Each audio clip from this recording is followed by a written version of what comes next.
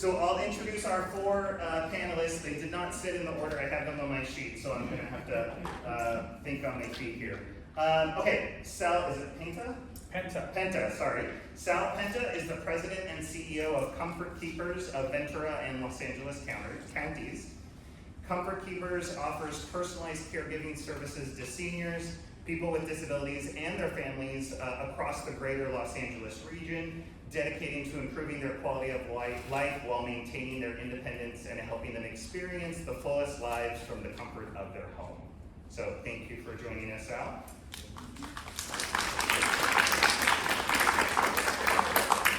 Next to Sal is Sue Tatangelo.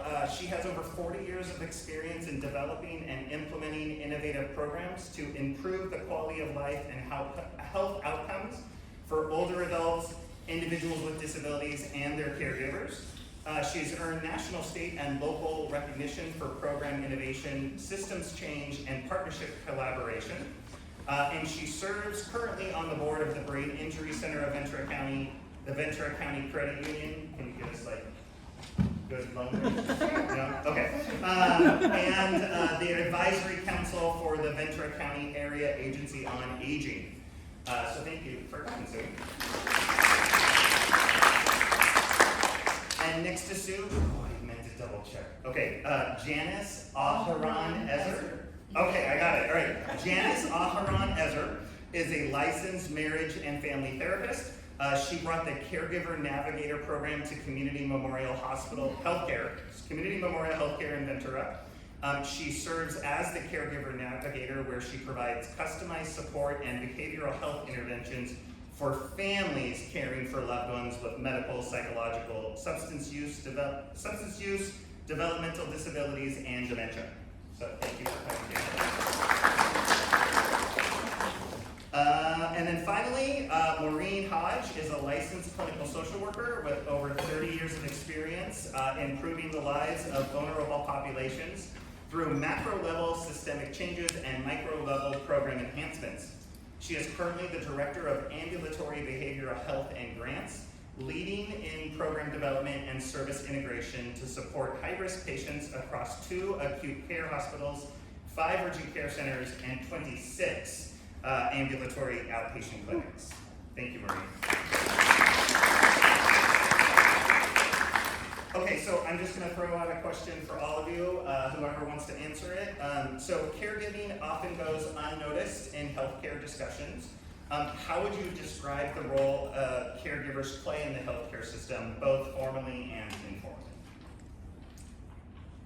Do you mind if we paint a little picture first? Paint away. Okay, not literally, but and especially because I see a lot of younger folks in the audience, which I am. So caregiving, whether it's professional caregivers that are paid to care for a patient, our program is about family caregiving. So there are people in this audience right now that are probably caregivers and you may not realize it. And I see some heads shaking right away. And if not in this audience, certainly in the school. So it's a person, a family member taking care of a loved one, or maybe even not somebody you love, but you end up taking care of them anyway. A brother, sister, spouse, father, mother, cousin that has any of those things that Dr. Clovis talked about. And it may be kind of peripheral caregiving, picking up prescriptions, picking up food, running errands, but it could be very hands-on. It could be somebody who has dementia, and you may be changing their little diapers. You may be helping shower them. They may not be able to move. I see people shaking their heads right now. It could be someone that has a mental illness like schizophrenia, but is not on medication and is out in the community with all kinds of things going on. So I just wanted to paint a little picture of what we're talking about. And I do think that there are demonstration projects that are going on across the United States that are incorporating family caregivers into the care plans, but they're spotty. They're not. The funding disappears, and it's just not consistent. There's no reimbursement model for creating the caregiver into the care plan. So you have these demonstration projects that are going on, and that's how I became familiar with putting them all hospital. I'll talk about that later, but, they are very unique in their ability to, try innovative kinds of approaches to care. And, that's difficult to find in a hospital. So, and I'll say that too. Well, so let me just paint another little part of that, the answer to your question. So CMH, first of all, by a show of hands, does anyone recognize themselves as a caregiver tonight in this room? Are some of you caregivers? Yeah, there's a handful of you, right? And you might not have thought, like, oh, just picking up my mom's mail for her and bringing it to her and making, those are caregiving things that you're doing and what Janice painted. But what we did at Community Memorial, which was unique, and I guess I'm wanting to set the stage a little bit so you understand kind of where we're coming from. A long time ago, so I'm a social worker, and in 2010, I was living in a foreign country, and I moved here, and I needed a job really quick, and I was a licensed clinical social worker, and I came to CMH, and at that time, case management and social work are on the same playing field. So some of you are in health sciences, we need more of all of you in the health field. And when I got there, you meet with these families, and so where are the holes? You meet with these families devoid of resources, or some having a ton of resources, but they just don't like that loved one anymore. That dad burned every bridge with every child. So you have like these extremes, right? And so as a social worker, as a nurse, when you're working with these families, you have, in a hospital's job, they go in, they see the patient, they try to get them in and out as fast as they can because it costs so much, and you have to come up with a very quick care plan. So if you don't have a caregiver at the bedside, like a family member or somebody willing to enter in with that, love that patient there, they're gonna go home with even more problems. So some of what we did, we started this Caregiver Navigator program. It was a pilot, 3 hospitals that decided to do it. And what Sue's kind of mentioning is really because of her relationships with the hospital years ago, that organization at that time, Camarillo Healthcare District, a few others, we all said, let's come up with this program that would help caregivers. And we didn't know if it would work, and so I can stop there. We didn't know if it would work, but for CMH, it did work. We had Janice launched it, and we tabulated, we did pre and post tests. We did all this work to figure out, if we help the caregiver, does it reduce hospitalizations? Does it reduce ED visits? Does it reduce the depression of the patient or the caregiver and the anxiety? And we did all of this, and we got all these amazing results right here. This pilot, we showed that it worked. But how do you, and we can say more about that, but this continuum of care is so important that a patient can be surrounded with the right kind of care, and they come in all sorts of paid caregivers, family caregivers, but this continuum of care is really critical in a health system to keep patients stable. Can I flip the picture again? Yeah, go ahead. So we asked you about caregivers and who you are as caregivers. So let's flip it a little bit more, and that is that most of us in this room, at some point when we get older, will need some kind of caregiving, right? So then we're the vulnerable ones. We're not the givers of caregiving. We may get dementia, have a medical issue, a psychological issue, a substance abuse issue. So this issue of caregiving and professional and family is very much connected.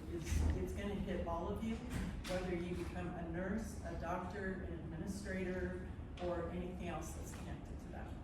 Yeah, and if I can just add to that too, and depending where the data is coming from, but as a nation, we are aging 10,000 people to 12,000, depending where you're grabbing that data, are turning 65 years old every single day.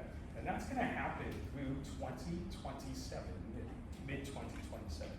Just think of that wave. It's already here, but it's gonna continue. So you've chosen the right field from a professional standpoint, because it's rewarding and whatnot, but there is this need, this vast need, and we just can't have enough. Did you want to expand on the Caregiver Navigator at all? I know you were kind of holding back. Well, if you want me to, maybe Janice. Yeah, if you wanna describe that program a little bit for them. Sure, so Maureen told you how it came to be. So our program, and I do want to emphasize, we're talking about elderly people, the silver tsunami, dementia in the United States in our county is one of the top 3 illnesses. So these things come in place, you think of old people. But really, when you get involved with family caregivers, it's about family caregivers of any age taking care of people of any age. It's parents with kids that have very obscure chromosomal abnormalities. It's kids with Willie-Prater syndrome, which I had never heard of. Kids that are never satiated, they never stop eating, they elope all the time. Parents have to have cameras in their house, locks on the doors. Parents of kids with autism, older people that had Parkinson's that turned into dementia, or people that were alcoholics and it turned into dementia. I mean, it's all across the board. That's what we're dealing with. And our program is very much behavioral health, mental health oriented, because we do help people with resources. We have other programs in our hospital that also do that. But what I have found as a caregiver navigator is that caregivers need somebody to go through that journey with them. So if you can picture right now in your life, you might have a lot of agency in your life, meaning you can make a lot of decisions, you're going to school, you're working, you get up in your car and drive. Well, what if you are the only person taking care of somebody with dementia and they can no longer walk, talk, they can't leave the house, they need ongoing supervision or something else like that? Your world is shrinking too. And that can really lead to the anxiety, the depression, the loss of resiliency. That's all about mental health. And what we found in our program is that our family caregivers need somebody to walk through that with them, to help problem solve, to think things through, to educate them, to have a specialization in families. So Maureen alluded to people that maybe don't like who they're taking care of anymore. So we have families that are very disengaged from each other. Brothers and sisters that are like, okay, we were born in the same house, but see you later. And then all of a sudden, mother or father become ill, very ill. Who's gonna take care of them? And I never liked you or got along with you anyway, and now we're supposed to get together and do this. And by the way, I live in Sweden, and you're in Bakersfield, and Mom's in Ventura. So in our program, we do a lot of family engagement. How to problem solve and get people to work together to take care of their loved one. Whether you're, I do a lot of meetings with people through Teams, which is like Zooms. They live in other countries, other states, other cities. How do we pull together? How do we make our relationships better so we can take care of people who either love or we just plain need to take care of? You said something that I want you to elaborate on a little bit. You said dementia is the number 3 most common. What was it? Yes, from It's the Maureen's gonna, yeah. epidemic.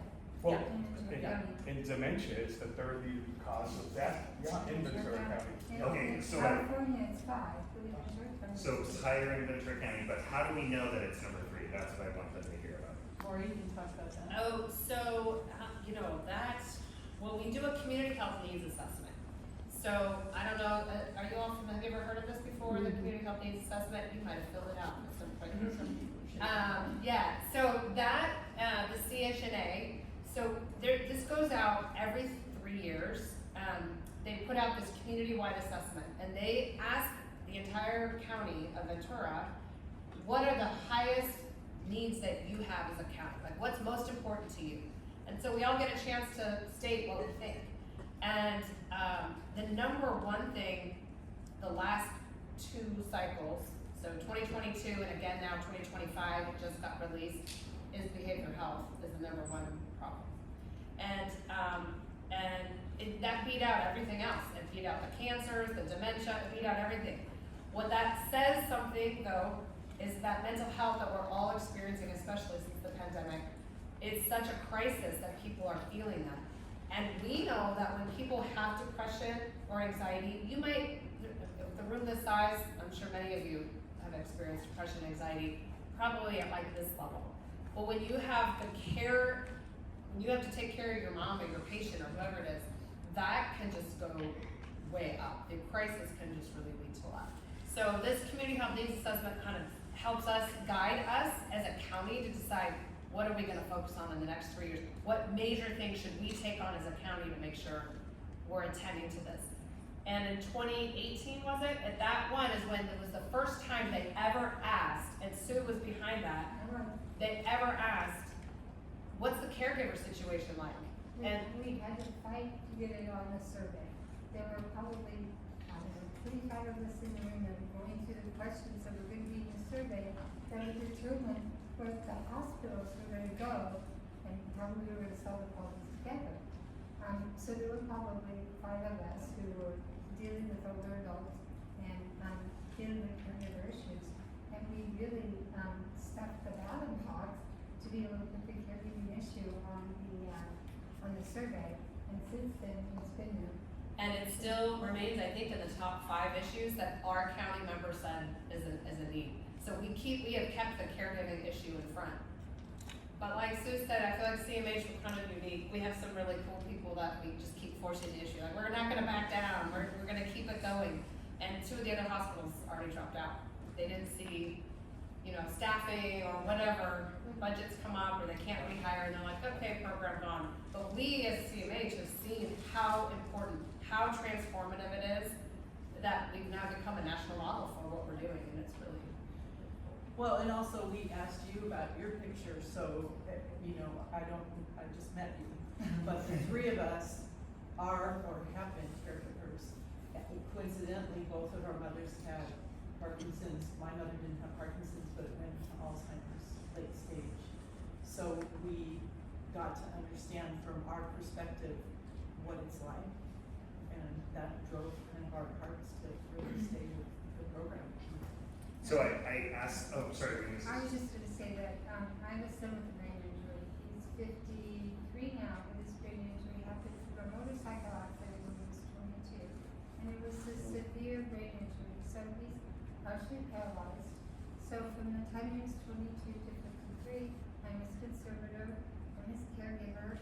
And so it's very different when it's you personally, because professionally we know who's doing what I did, but when it's you trying to navigate your own personal situation with your loved one, it changes everything. And if I could say something on that too, because it's a captive audience, and I try to say this every place that I go, if there's one thing you can do to help ease that burden, is have that conversation with your loved one while you are able. Because you've never promised tomorrow, and until it happens close to home, that's when you really realize everyone knows it. But when something happens close to home, that's when you're like, geez, I wish I had that conversation. So if there's anything that you take out of here, please have that conversation with a loved one while you can. And it's exceptionally difficult. No one wants to say, let's sit down and talk about death. Let's sit down and talk about if you can't make your own decision. So thanks for letting me get that out. I feel better. I say it everywhere I go. And there used to be one, now there's 2 very good videos called Consider the Conversation. And you can watch those, I see Cynthia's nodding. You can watch those, and it is actual patients and caregivers talking about how they talked about it, why it was important. And then you can go down to the state of California and type in advanced directive, and it'll come out, and you can fill that out. And you don't need a notary. You just have to have somebody, a 3rd person sign that they know you. And it never comes back on them. But that's just another way to make sure if anywhere, start with yourself. Every one of us needs an advanced directive. And we had a young mom. Here's a good example. A young mom went to go give birth at our hospital, and you might have heard the story because it went very public. She ended up having like a stroke or something like that, giving birth, and really never came out of it. So she had this newborn, and she was only 23 or 24 at the time. And the husband was like, she would never, she was months in the hospital. And the mother of her kept thinking, she's gonna live, she's alive, she recognizes, she hears the baby. And the husband's like, the doctors also said she's like brain dead. So you have a family member and a husband and doctors all deciding because no one knew what her wishes were. She never wrote it down. She was 24 or so years old. You don't think about it. So that's the extreme. And then that mother became her caregiver for years, and she was a vegetable.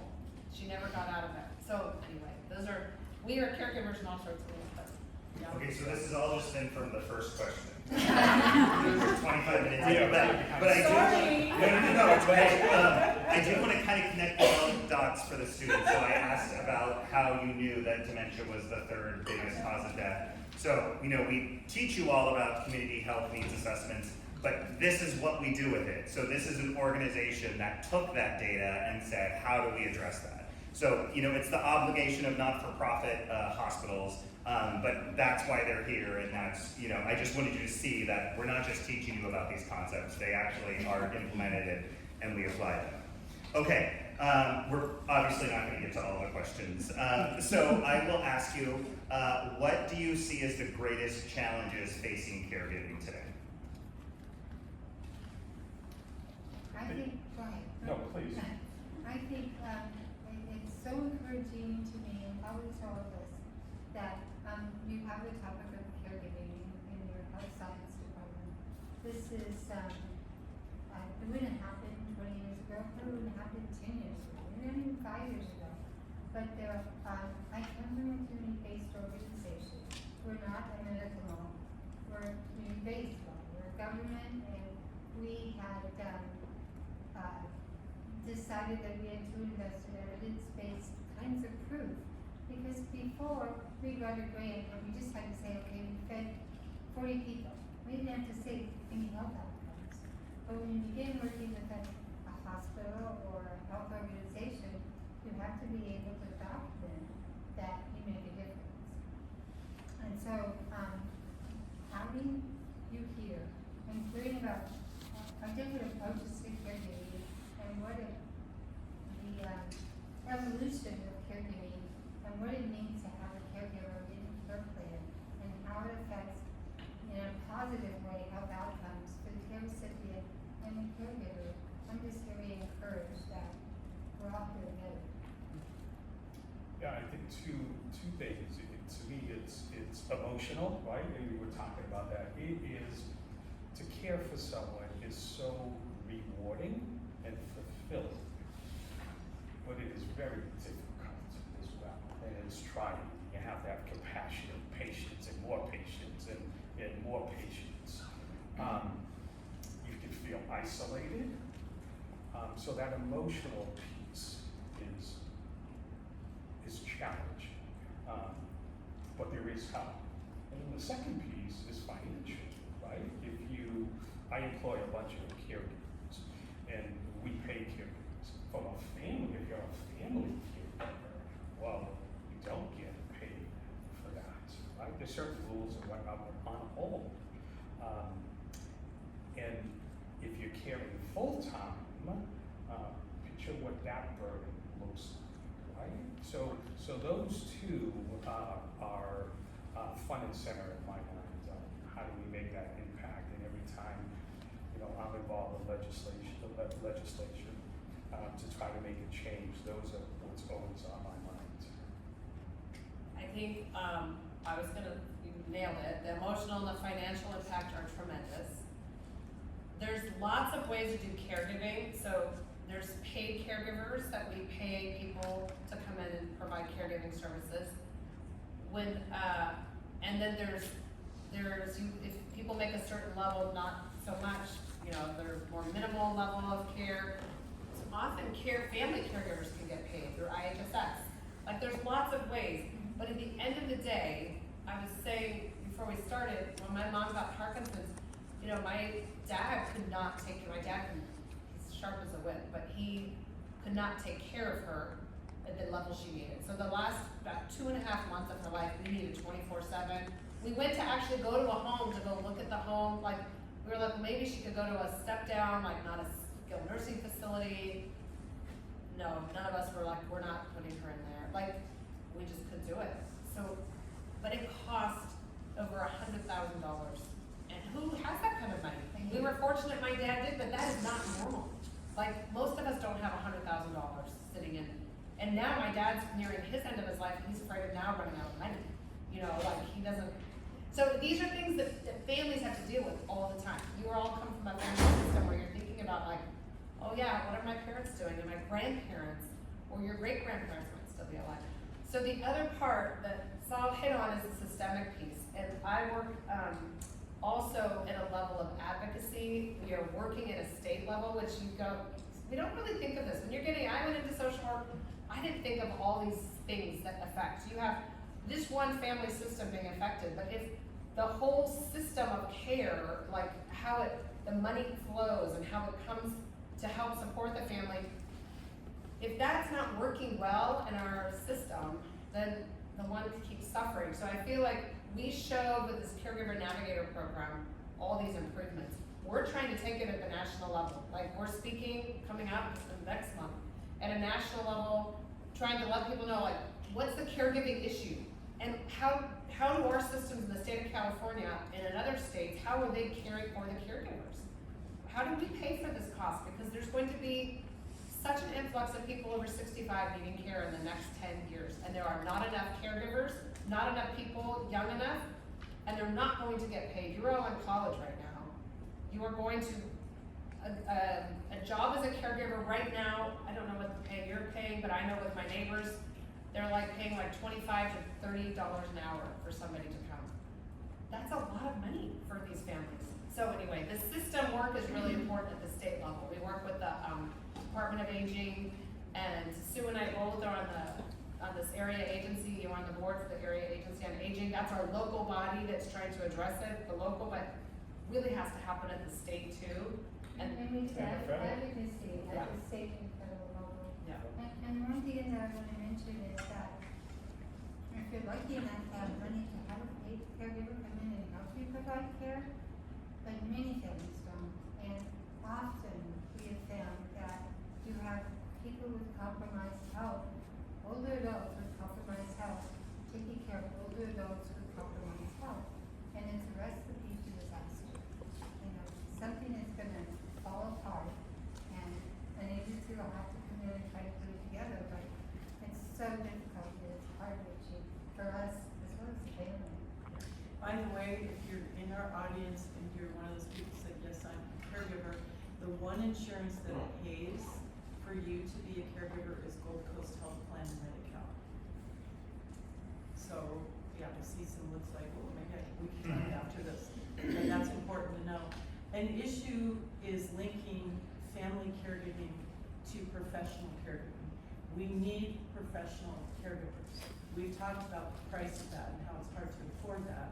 They deserve that and more for what they're doing.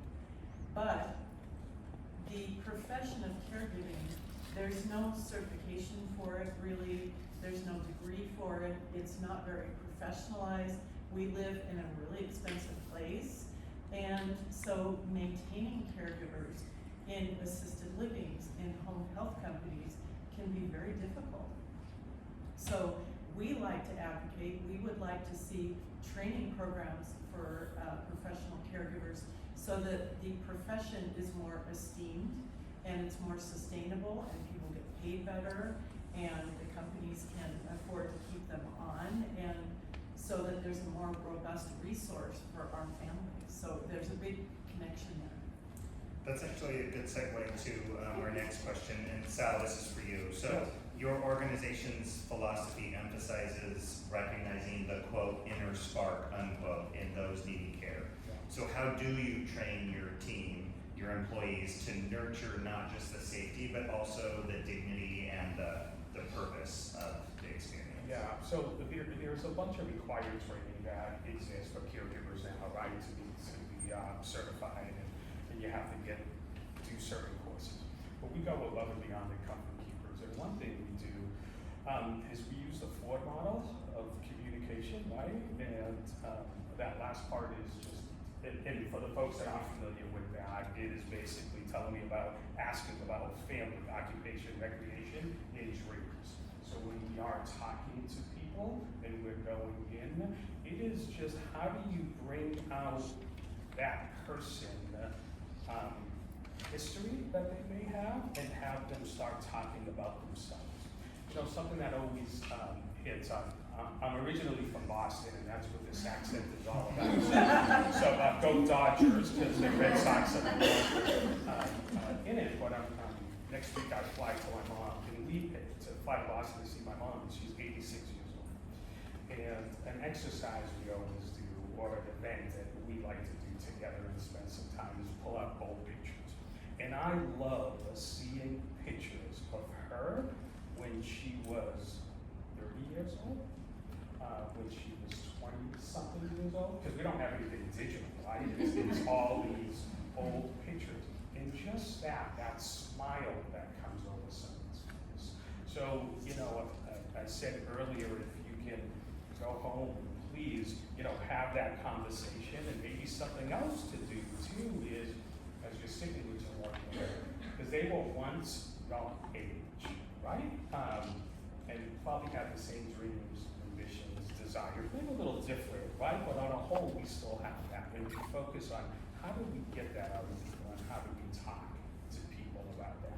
And people just light up when they're talking to people about specifically that. So we train on the Ford model above and beyond. The state doesn't require that for certification, but for us, it's just how do you spark that conversation, and especially that dream part, talking about your family, talking about you.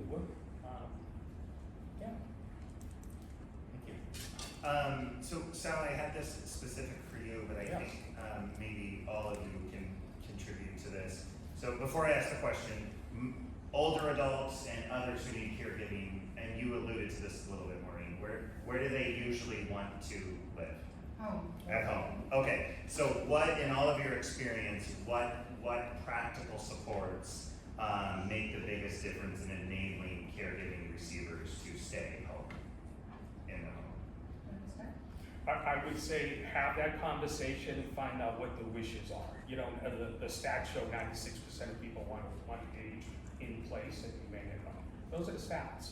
But that still leaves 4% that, you know, does not, right? And the other part is, how do you make that come around to fruition? How does that actually happen? So putting a plan in place on what that can look like. It'll be different for everyone. Some people will have more family around that can help. Some people will have less families that they're gonna have to rely on, maybe friends and neighbors.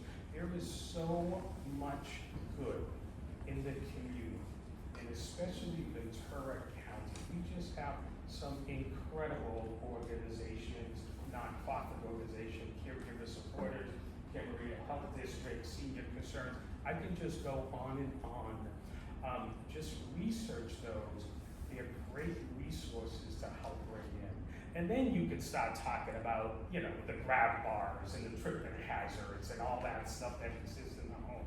But first find out, what does your loved one want? And then what do you want? Because you are gonna play a role in that, one way or another, by default or maybe by choice. Just really give it thought. I think the other thing, we are a very diverse community. We all look around, we all come up from a very unique background, our family systems, our ethnic backgrounds, all of those cultural stories tell a story about what our loved ones want. And I think that is also, you're gonna take that into consideration. In some cultures, mom's gonna live with the daughter no matter what. My daughter already said, you're living with me no matter what. I'm like, really? I hope I'm nice. My mom was so sweet when she got old. I hope I'm not like you.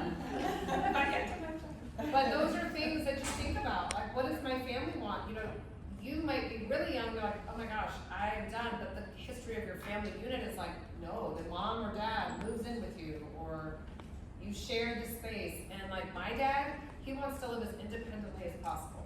He is like still driving at 91, driving to San Francisco by himself. I'm like, Dad, I think it's time to not drive to San Francisco. That's like kind of unique, but That's incredible. it's incredible. It's Wow. incredible. I talked to him before I came here. I'm like, oh my God, he's too much. I have to like slow him down. But our units, our family units, and our cultural background will really help you understand how to do it, and then how to plan for it. I just think financially it is hard. At one point, my dad won't be able to, and I don't want to shower my dad. I just don't. So you gotta think about that, right? So you have to ask those questions now while we have everybody's. I think that, you may not know, or you may know, that there are 3 family caregiver centers in Ventura County that are funded by the Old American Club. I worked at the County Health Care District, and in 2010, the money became available, and we were the first caregiver center to come into existence. And they have money for, not a lot of money, but they have limited money for respite. And it could be respite in the home. It could be respite that, they have a contract with, a care organization. They do grab bars, they do home modifications, they do care consultations. They have, measuring scales. They use the Zara burden scale to measure caregiver burden. So they do pre and post. And if they're not helping caregivers feel better about their job, they know that they have to make a switch. And so then the senior concerns became the second one, and then the area agency and became the third one. And there are so many resources that are available, and they're not so medical. But what we found out at the Cameron District was that as we learn more about the challenges of caregiving, the model between medical and community-based organizations, they have to be married together. Because the hospital has walls that it's hard for them to go outside of. And return to health largely happens in the home.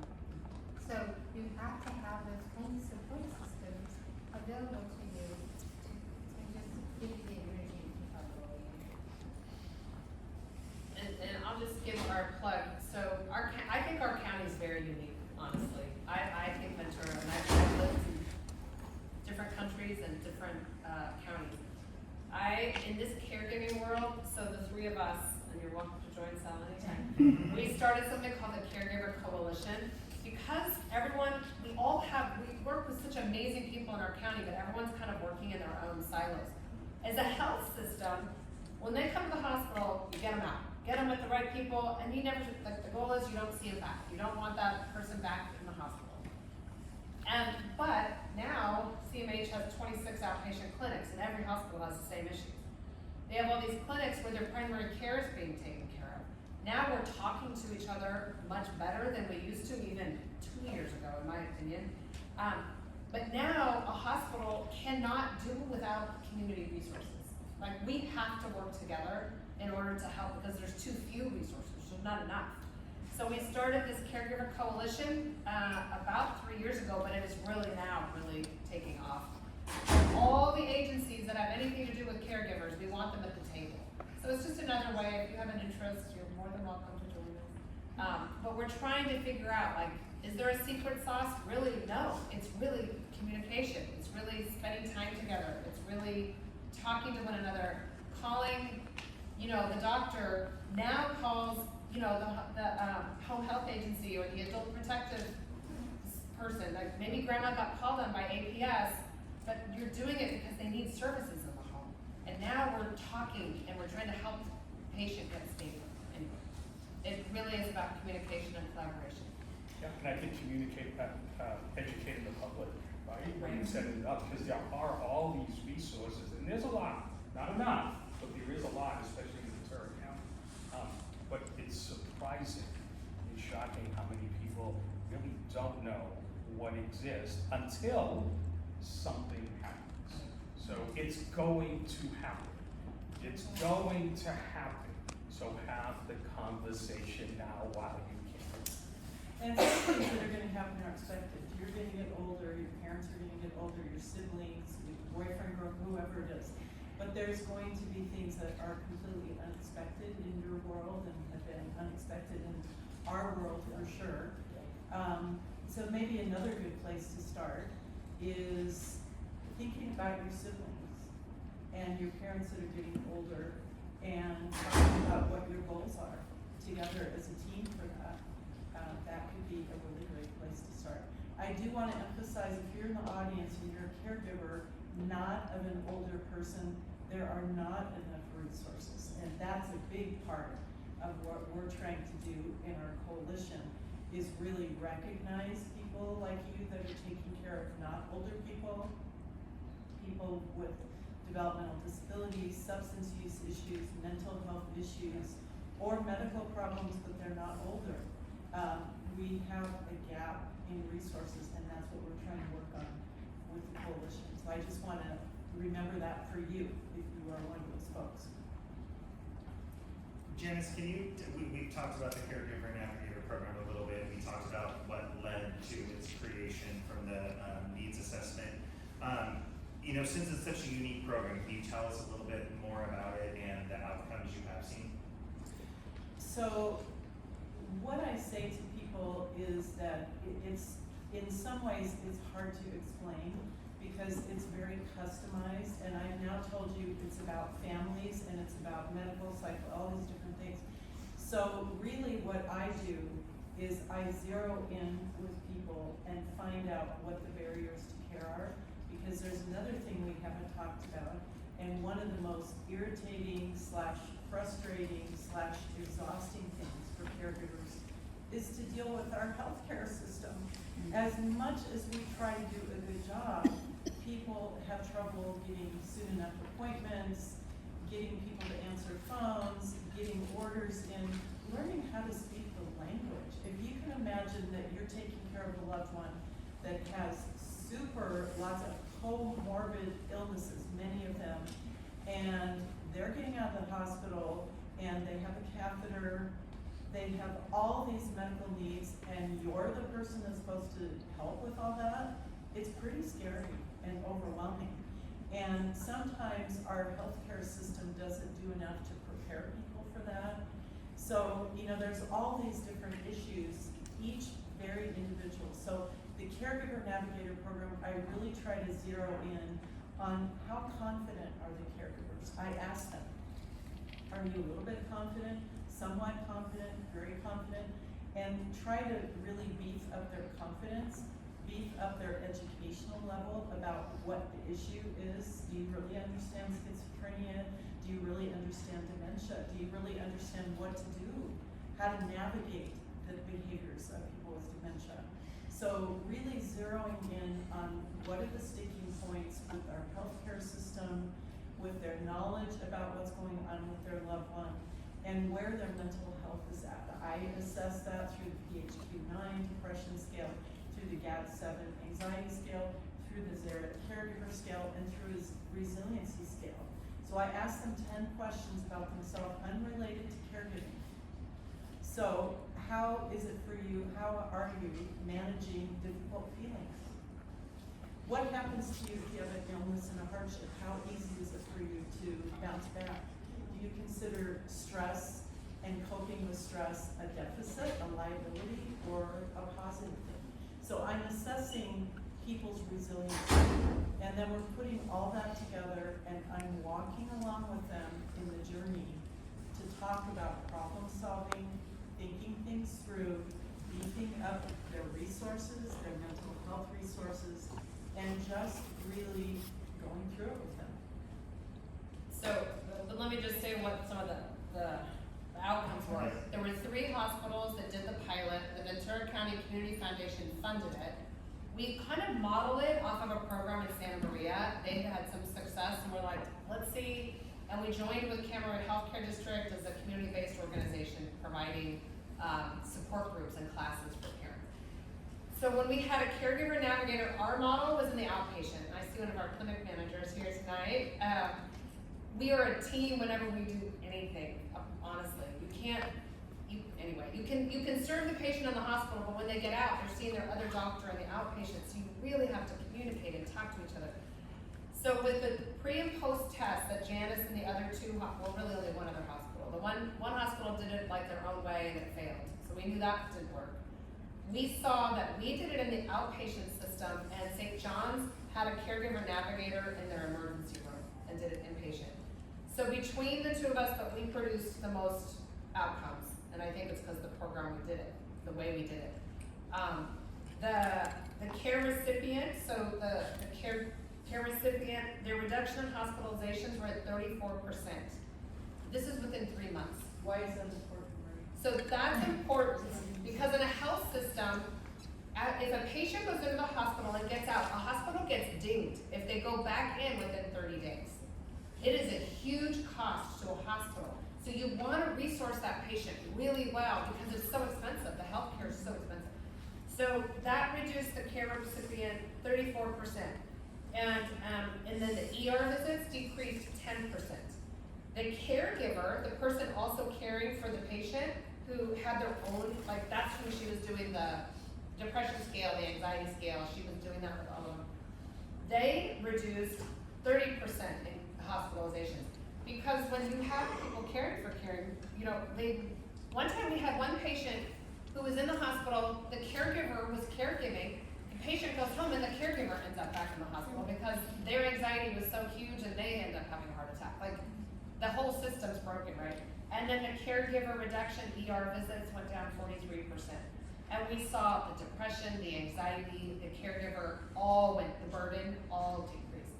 This program we have seen, and Dr. Clovis is helping us in the next stage because we're like, we've got it, we weren't able to make it an evidence-based. We need more data to show that if we do this, this is a way. So it costs a hospital money to hire a caregiver navigator. Somehow we keep doing it because, and now we're figuring out, like, how do we show? When we show these numbers, that means a lot to a hospital system. They think of the bottom line. The administration, they're always like, bottom line. I feel like working for a small community hospital, they think the bottom line, but they also recognize like this is a valuable program. And you have to keep telling the story. I would just like to add, before Maureen and Janice were with CNH, when the Affordable Care Act came into being, there was money available from the Centers for Medicare Services for innovative kind of testing of model. And the Caregiver Hospital District and the area agency on aging applied to CMS and got $3 million to work with 3 hospitals in Ventura County. And the Caregiver Hospital District got CMH. And I can tell you that there was some assistance because what did a community-based organization know about a medical model? And it was a good point, actually. And I learned that I need to hire a nurse. I've got a master's degree in business. I had social workers doing some intervention, but we really didn't know how to interact with the hospital. We had some reciprocal learning. They needed to understand what we did in the community and how that could be result in those kind of numbers. They were, it was right before they started getting deemed for the 30-day readmission, the overuse of the emergency room, and we were able to, the doctors would meet with the patient at the bedside, introduce the program, so then our staff from the community-based organization would think we had an 81% acceptance rate because the doctor introduced us to the patient. The patient thought if the doctor thinks it's okay, it's going to be okay. And it was a 30 to a 90-day intervention. So we followed the person home, and we called them health coaches. They were trained in just amazing resources. If they didn't have a refrigerator, we'd find them for free. You know, just things that you don't necessarily think of. But these are the social determinants of health that need to be addressed in a home to keep people from readmitting into the hospital. And so we had that arrangement for 17 months with CMH, and then we were able to do some demonstration projects with the ambulatory care clinics and Gold Coast Health Plan. And so we learned as we went an expertise of how to interact and how to prove health outcomes benefit and how they existed and what we needed to do to make our business case. And I will be forever grateful for Union Memorial Hospital for taking that chance. We probably did 4 different demonstration projects with them to raise our expertise, and they raise their understanding about what good community-based health organization would do to, you know, because we're in it together. Okay, we're gonna wrap up with one final question for all of you. If you had a magic wand and you could change one policy or system level issue today to improve caregivers' lives, what would that be? Can I address that? Yes. Because I've done this a lot. We need a reimbursement model. We spit and sputter and, you know, we have these big demonstration projects, but we still haven't got that nut to be able to have insurance companies or health organizations. We've been able to prove it's a benefit, but now how do we pay? And, I think that would change everything. Once we get a reimbursement model, and we start working more collectively together, I think the systems change will happen, and the caregiver will be more emotionally stable, financially stable. That's what I think. We need a reimbursement model. I was gonna ask Maureen and Janice something, but I was hesitant that we'd go down a rabbit hole, but since you kind of brought it up. Oh, we don't do The- that. I mean, I know you have no, I was more worried I was gonna take us down a rabbit hole. I know you have grant funding for the Caregiver Navigator program, but are you able to reimburse or bill for any of the services you provide? A little bit. So they have now started to come out, well, there's like 2 caregiver codes, so with the Gold Coast Health Plan, a couple of them, and especially with Medicare, when we do a first initial assessment, but it's minimal, it's like $26. Okay, 38. So how do we do what needs to be done Yeah. on that kind of money? Yeah. So we all go into this, all of our organizations go into it knowing that they have to put money into it. I think we need to really employ technology that exists to drive down the overall cost, right? When it's said and done with, and really quick, I'll just share about a pilot program that we're The doing. pizza's not here yet, so. It's, keep it's, going. yeah, so really quickly, we're doing a pilot program with Senior Center. And we are trying to take the brick and mortar that exists of a hospital and basically do away with it, right? And bring the same care to someone at home at your bedside. It is growing leaps and bounds with a company called Medical Home, which is purchased by Dispatch Health. And as I look to say, if you can take this physical space and shrink it or eliminate it in the future to drive down the cost and then to free up to the money to put where that money, the community wants to kind of place that money and has to place that money. I think without freeing up really large sums of money, it's hard to get the money to the programs that we need. So I think leveraging the technology that exists has to free up just a large sum of money. And I think from a federal level, there is good stuff. You mean reducing the cost of healthcare in general, In so that we general. can divert those resources? Okay, Absolutely. sorry. So yeah, so there's things like that. And then I think, you know, from our state too, we are, lawyers love to sue everyone in California, right? And from a healthcare side of it, just the cost that goes to that takes up so much cost and money and adds so much cost to the system. So that needs to change. So it's those two, I think, to really look at the state level and federal level on how do we deploy the technology and what is really causing the bubble that exists for care. I have 2 things really quick. One is, and this is starting to change a little bit. So I mentioned Gold Coast Health Plan is the only insurance other than long-term care insurance or some VA insurance that actually has a paid benefit for caregiving. Well, Medicare is for people 65 and over, more likely than caregivers, or for younger people that are disabled in some special kind of way, also more likely than caregivers. My wish would be that in Medicare, there is a paid benefit for caregiving, because that population is more likely to use it. So that's one thing. Second thing is going back to my thing, caregiving is not just about the elderly. And and we have much less resources, much less talk and focus on people that have other things going on that are part of the caregiving world. And I would like to see that elevated and talked about and resourced. I think I've been, now I've, in the last many years now, I'm doing mostly administration, and it's been really fun. I write a lot of grants, and we have a really cool programs that are happening. And I think the bottom line is you think about the patient, and when I was, at one point, there was a gentleman that came into our hospital, this is a few years ago. We had his name, and that was it. He was dying, and he was intubated. They found him on the street, they brought him in. And a hospital has to find a loved one.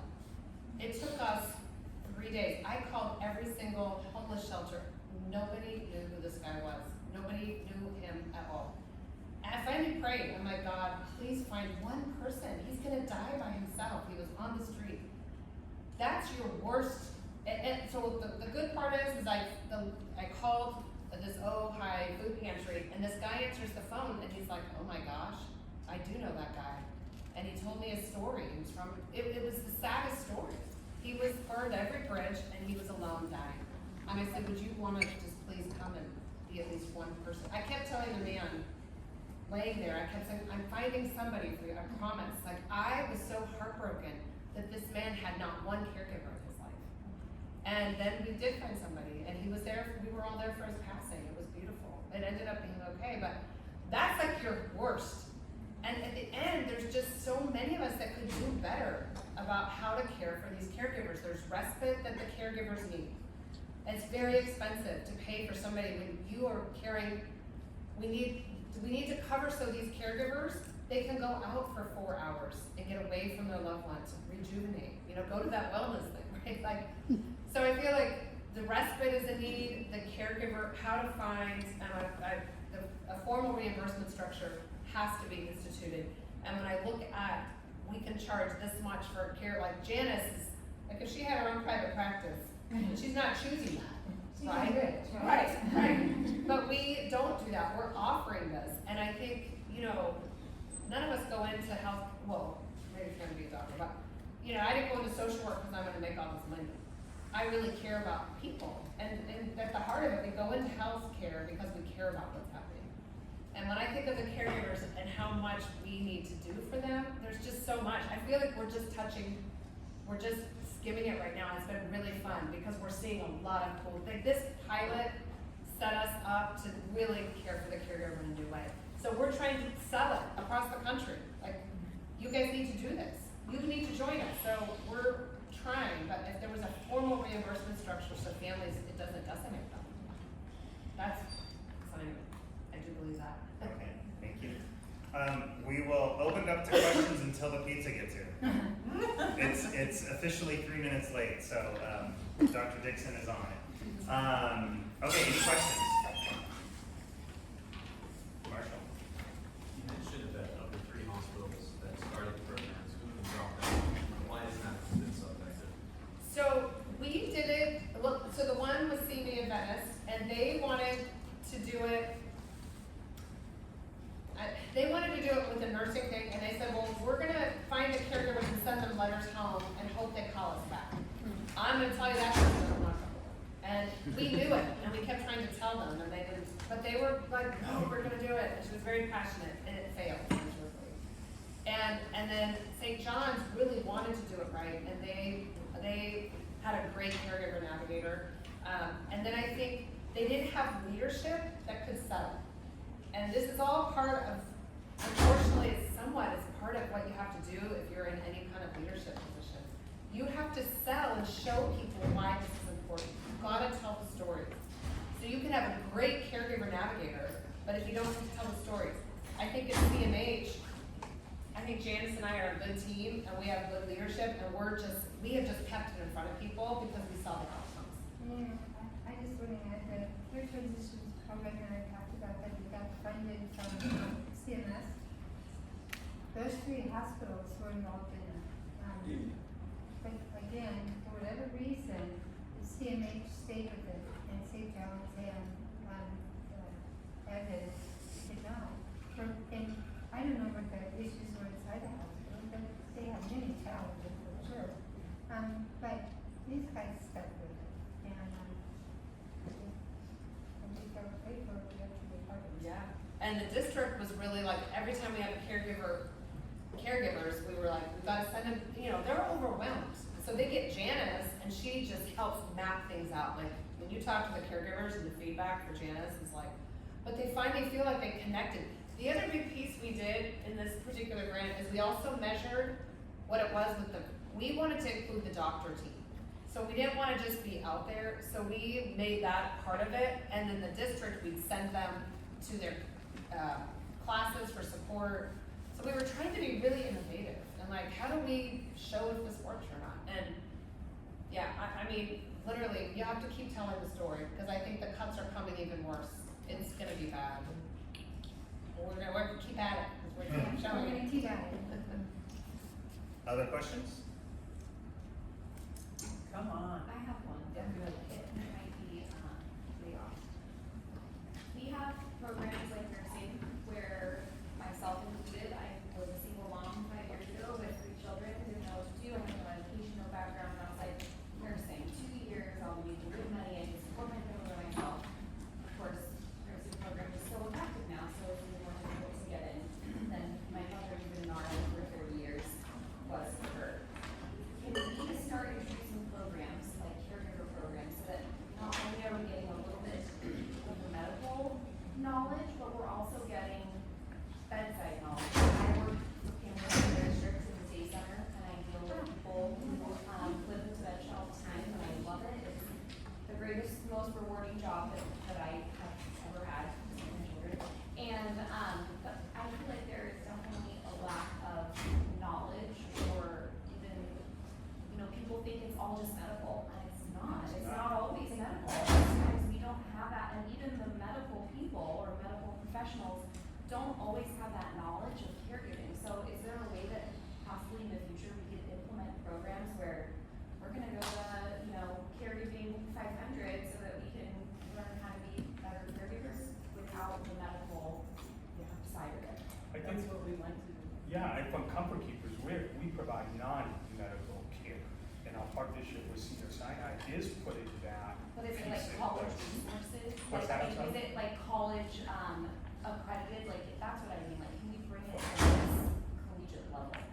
That's what we like to see when I was mentioning professionalizing caregiving in itself. I would like to see the whole, professional caregiving elevated as far as making people more aware of caregiving and that taking care of people is not just the medical. That's what our program is about. It's really very simple things that if I provide some of these resources, it's that much of my job. The rest of it is about the mental health part and being part of the journey of whatever is going on with the person. And it is very needed, and that's part of what we talk about in our coalition. How do we have an impact in Sacramento to professionalize caregiving, to put it in the forefront, to help in medical schools, Because we're gonna in need all that. nursing schools? And nurses do make great money, so it's how can we bring both the best of both worlds to where, That's what has to happen. Yeah. It really does have to happen. And it's not so much, I don't feel like it's so much collegiate kind of, credit. I think that, it's practical. I So agree practical. 100% with you, but it's the same, but I guess that's where my comparison is coming from is with nursing. Many years ago, nobody had to go through nursing school to become a nurse, you just kind of had to get in there, apply, and start doing your work, and now nurses have elevated so much, I just wanna know, how can we start that as, someone who works in the day center as an activity leader, how can we make that, yes, it's a professional, I look at it as it's a professional job, how can we elevate it more so that we don't have such high turnover, or we don't have, I totally agree with you. I'm so glad you're here. We need thank you. you, I love it, thank you. We love you. Yeah.